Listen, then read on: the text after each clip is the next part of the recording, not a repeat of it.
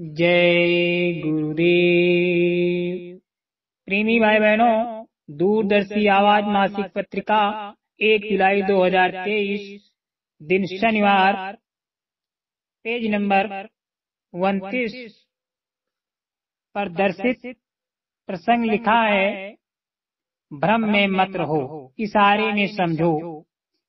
हम हमेशा तुमसे ये कहते हैं कि भजन करो, जो नाम दान दिया है उसके साथ जुड़ो, मदद करेंगे तुम्हारी आगे। तुम तो ये बात समझते ही नहीं हो, सब ऐसे ही इधर उधर फंसते जा रहे हो, और जो तुमको मिलने जुलने वाला है वो भी फेंक देते हो, फिर तुम ऐसे ही रह जाते हो। इसलिए किसी के चक्कर में मत आओ। कोई आके तुम्हारे यहाँ कहे कि ये संदेशा बाबा जी का है, तो सबसे पहले देखो उनके पास पर्चा है हमारे दस्तखत के साथ, तब उसकी बात मानना, नहीं तो उसकी बात मानना नहीं, वरना तुम भ्रम जाओगे, भूल जाओगे, फिर जाल में फंस जाओगे और इससे निकल नहीं सकोगे। क्योंकि चंट आदमी जाल में तुमको फंसा लेगा और तुम्हारा रास्ता विचलित कर देगा। इसलिए होशियारी से इशारा समझा करो। इशारे में सब बातें होती हैं, घर में भी इशारे होते हैं, इशारे में समझाया जाता है। इसीलिए कोई अपनी राजनैतिक इधर उधर की बात नहीं करेगा, न आप उनकी बात सुनिएगा। यहाँ तो सब कुछ कहा जाता है, सब आपके भले के लिए, यहाँ सब आपके लिए है, और सब कुछ आप करते हैं। मैं तो एक खंभा हूँ, मैं कुछ भी नहीं करता हूँ, सब आपका किया हुआ है, मेरा कुछ नहीं है। और मेरे नाम 1 इंच जमीन नहीं है, इसलिए सब सत्संगियों प्रेमियों का है। हमारा तो ये शरीर किराए का मकान है, और बहुत समय हो गया, थोड़ा बाकी है, तो यहाँ कुछ नहीं है। तुम अपना काम कर लो तो जल्दी काम हो जाएगा। तुम्हारे सबके शरीर में जो जीवात्मा रहती है, कर्मों की वजह से इस मानव शरीर से निकालकर पशु पक्षियों की योनियों में डाल दी जाती है। ये है कर्म योनि, और वो है भोग योनि। उसमें अपने कर्मों की सजा भोगती है, आपको उसका ज्ञान नहीं। कर्मों का विधान बड़ा गहन है, मानव बुद्धि की समझ से परे है, भौतिक ज्ञान से समझ में नहीं आएगा। पशु पक्षी के शरीर में ये जीवात्मा बैठा दी गई, मन बुद्धि चित्त अंतःकरण सब वही रहता है, केवल खोल बदल जाता है। आपकी माँ, बहन, बेटी, चाची को निकालकर बकरी, मुर्गी, मुर्गा, मछली, खरगोश व अन्य पशु पक्षी, कीड़े मकोड़ों में की योनियों में डाल दिया गया। आपको तो पता नहीं, आपने बाजार से खरीद कर काट डाला। अपने सगे के साथ ये बर्ताव करते हो। आपकी उंगली काटने पर पीड़ा होती है, तो उन्हें काटने पर भी तकलीफ होती है, उन्हें भी दर्द होता है।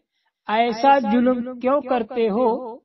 प्रेमी भाई बहनों, इस वचन से हम आपको सीख मिलती है कि जो इनको हम काटते पीटते हैं, वो हमारे ही सगे संबंधी होते हैं।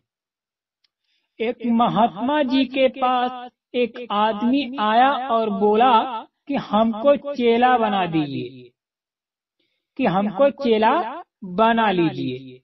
उन्होंने कहा कि बच्चा, चेला कौन बनता है तुम जानते हो? चेला बनने के लिए शिक्षा लेनी पड़ती है। चेले का मतलब है कि जो गुरु कहे उसकी आज्ञा का पालन करे, उसमें बुद्धि न लगाए, वो चेला है। उसे ही नानक जी ने सिख कहा। पहले किसी का हो गया, उससे सीख ली, उसकी बात मानने लगा, बाद में वही सिख बन गया। प्रेमी भाई बहनों, चेला बनना और बनाना ये दोनों ही बहुत ही कठिन चीज है। अगर चेला बनना है तब भी आपको परीक्षा और इम्तिहान देना होगा, और अगर तुमको चेला बनाना है तब भी आपको परीक्षा और इम्तिहान लेना होगा। प्रेमी भाई बहनों, कहा गया है, निंदक नियरे राखे आंगन कुटी छवाए, बिन पानी साबुन बिना निर्मल करे सुभाए। निंदक जियो जुगान युग काज हमारा होए। जो लोग संतों की निंदा और आलोचना करते हैं वो सीधे नरकों में चले जाते हैं। नानक जी ने स्पष्ट कहा है कि संत की निंदा नान का फिर नरके जाए। कहने का मतलब है कि निंदा करने से दूसरों के पाप कर्म अपने ऊपर आते हैं। इसलिए सत्संगियों को किसी की भी निंदा आलोचना से बचना चाहिए।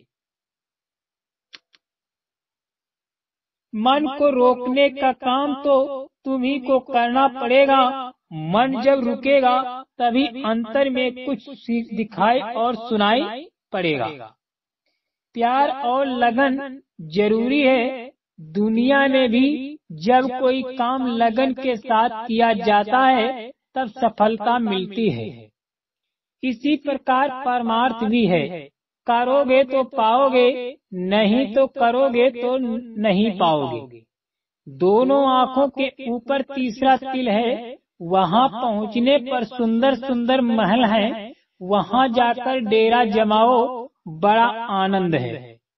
सुंदर सुंदर दृश्य हैं, वहाँ अंधेरा कभी होता नहीं। एक तरह से ये कार्य मुश्किल नहीं है। केवल तुम्हें बाहर देखने के बजाय अंदर में देखना है। दरवाजा दोनों आँखों के मध्य भाग से ऊपर को गया है। सारे देवी देवता उधर मिलेंगे जिनकी तुम यहाँ पूजा करते हो। अगर मन नियंत्रण में नहीं होगा तब ये कार्य कठिन है। सब्र और होशियारी के साथ भजन ध्यान करो। नाम के सुमिरन से तथा शब्द ध्वनि के सुनने से मन को रोका जा सकता है। जब उसे अंतर में आनंद मिलने लगेगा तब ये अपने आप इस दुनिया से उदासीन हो जाएगा और उधर ऊपर ही रहना पसंद करेगा। इसीलिए नियम से रोज रोज बैठो।